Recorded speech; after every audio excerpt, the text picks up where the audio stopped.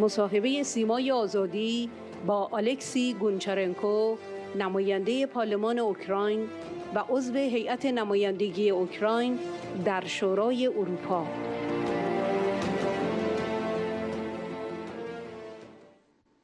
آلکسی گونچارنکو، نماینده پارلمان اوکراین و عضو هیات نمایندگی اوکراین در شورای اروپا و عضو شورای شهر اودسا که به تازگی از شهر بوچا در حومه کیف بازگشته، در گفتگویی با تلویزیون سیمای آزادی ضمن تشکر از حمایت مقاومت ایران و خانم مریم رجبی، رئیس جمهور منتخب شورای ملی مقاومت گفت: During the last 3-4 days, I've been to Irpin, Bucha, Hostomel, and other smaller villages and towns of this area, because it's not only Bucha, to northwest from Kiev.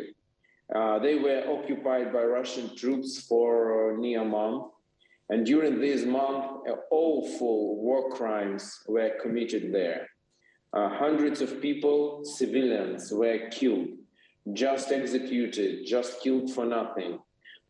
I saw by my own eyes up to 50 bodies of people, including women, aged people. I saw at least one body of a child burned down in the car, maybe 7 years old. It was so awful, and I can't express how unhuman it is. Certainly now we want to have a full investigation. We want to know all names. We want to have an international tribunal which will take these people to responsibility. Because what they did, it's absolutely barbarian and unhuman. That's what they did in Syria. That's what they did in Chechnya. That is their style. Of such absolutely barbaric style. Thirdly, probably they were also very furious because they were very unsuccessful on the ground, because they were going to take Kiev in 2 days, but instead of this, they were fighting for 1 month and lost the battle for Kiev, and they were made to retreat from Kiev. Probably altogether, that made them absolutely like beasts, which made all these atrocities. And yes, and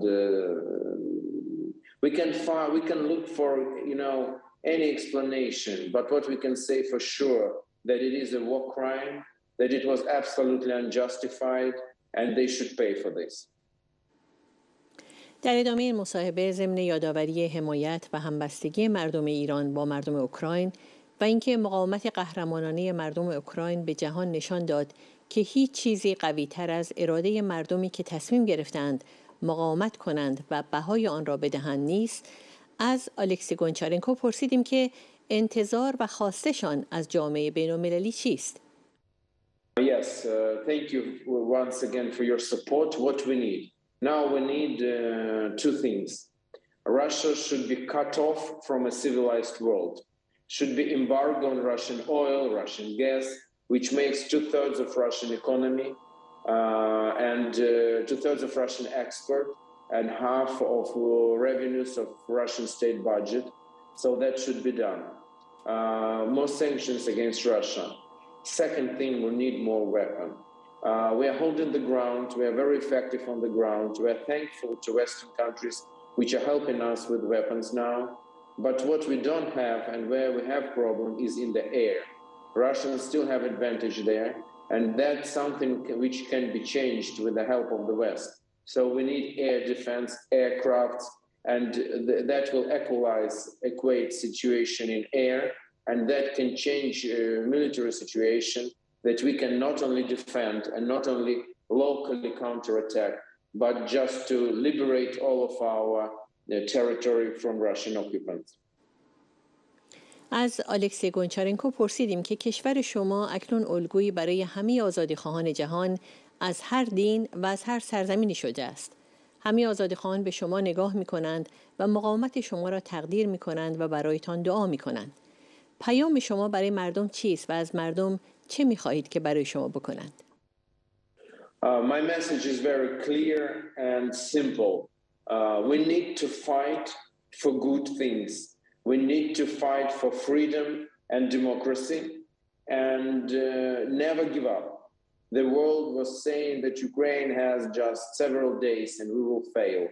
But as everybody sees now, that it is a story about David and Goliath, when we are standing against Goliath and we are winning against Goliath.